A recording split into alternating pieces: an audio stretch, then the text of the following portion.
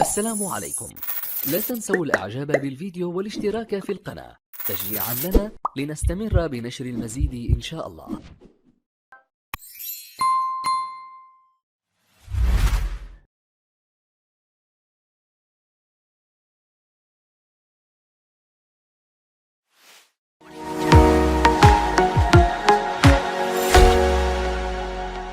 السلام عليكم ورحمه الله وبركاته. ازيكم يا بنات؟ عاملين ايه؟ النهارده باذن الله هقول لكم على وصفه من الوصفات الرائعه اللي بعشقها فعلا بمعنى الكلمه، اللي بتعمل على تبييض بشرتي بشكل جميل جدا وبشكل سريع، وفي نفس الوقت كمان ملهاش اضرار غير اللي بشرته حساسه.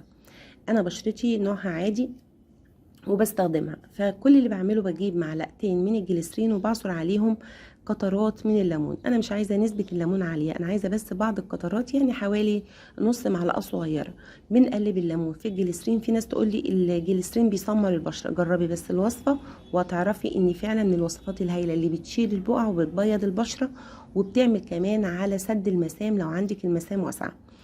بنعصر زي ما قلت لك بعض قطرات من الليمون على معلقه من الجليسرين، وبنغسل بشرتنا بصابونه جليسرين، وبعد كده بندهن البشره بالخليط اللي احنا عملناه.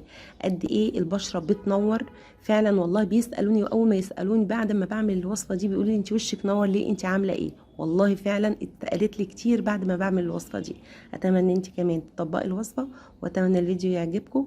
ولو عجبك الفيديو ما تنسيش تعملي لايك وشير وتشتركي في القناه وتفعلي الجرس عشان باذن الله اجيب لك كل جديد.